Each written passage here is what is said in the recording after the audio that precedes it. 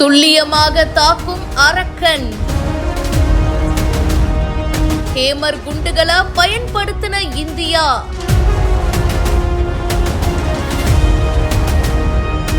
ஒரே அடிதான், டார்கெட் மொத்தமும் காலி.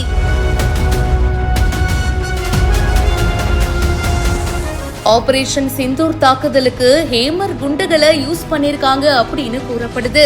பிரான்ஸ்ல இருந்து வாங்கிய இந்த ஹேமர் குண்டுகளை பயன்படுத்தி பாகிஸ்தான் மற்றும் பாகிஸ்தான் ஆக்கிரமிப்பு காஷ்மீர்ல இருக்கிற தீவிரவாதிகளுடைய முகாம்கள் மற்றும் தலைமையகங்கள் மீது தாக்குதல் நடத்தி இருக்காங்க.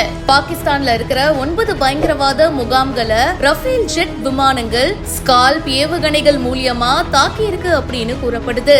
பயங்கரவாதிகளுடைய 9 இலக்குகள்லயும் இந்திய ராணுவ படைகள் ஹேமர் குண்டுகள் யூஸ் பண்ணிருக்காங்க அப்படின்னு சொல்றாங்க.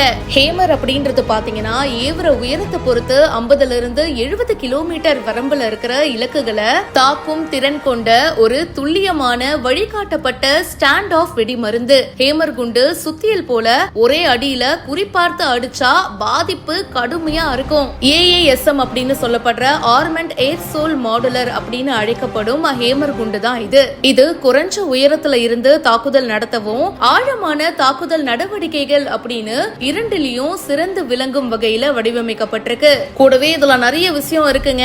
GPS வசதி இருக்கு.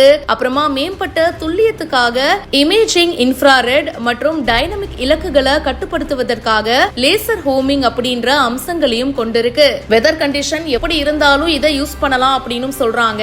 இந்த ஹேமர் குண்டுகளை Dassault, Rafale, Mirage 2000D, Tejas மற்றும் MiG-29 அப்படின்னு பல்வேறு போர் விமானங்கள்ல பயன்படுத்த முடியும் அப்படின்னு சொல்றாங்க. இந்த வீடியோ பத்தின உங்களுடைய கருத்துக்களை கமெண்ட் செக்ஷன்ல பதிவு பண்ணுங்க. மேலும் பல இன்ட்ரெஸ்டிங்கான விஷயங்களுக்கு இப்பவே பிஹைண்ட் ரூட்ஸை ஃபாலோ பண்ணுங்க.